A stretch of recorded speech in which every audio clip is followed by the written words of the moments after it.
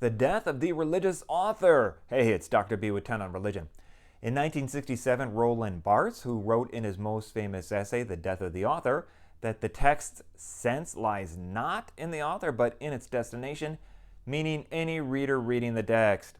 History is recreating events and people on the basis of historical data and is always on a sliding scale of more or less probability. Thus, historical authors are always cultural constructions. Because of this, the historical authors do not really control or limit the textual meaning in any way.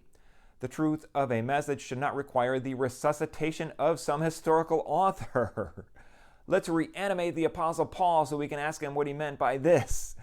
Ridiculous. Barthes held that a text does not harbor a single meaning from the author. Who relates the meaning? The authority route of a religious leader or a method of interpretation? Destabilizing the author function causes one to rethink what it means to engage a text. Take the example of when one writes about a novel. The writing does not close the meaning of the novel. Someone can always come along later and write something else to explain the meaning because the value situation has changed. The erosion of the author function shifts the attention from author to reader.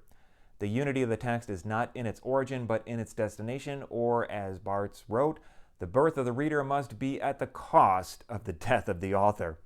The meaning is always determined by the historical situation of the reader. A text always goes beyond its author.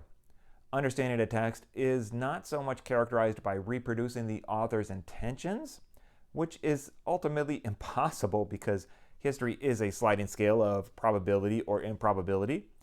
Understanding is best characterized as a production of the reader. What implications do you think this has for understanding the Bible, or any other religious text, or just any text? And don't even get me started on political documents like the United States Constitution. Originalism, seriously, what does that even mean? It doesn't exist.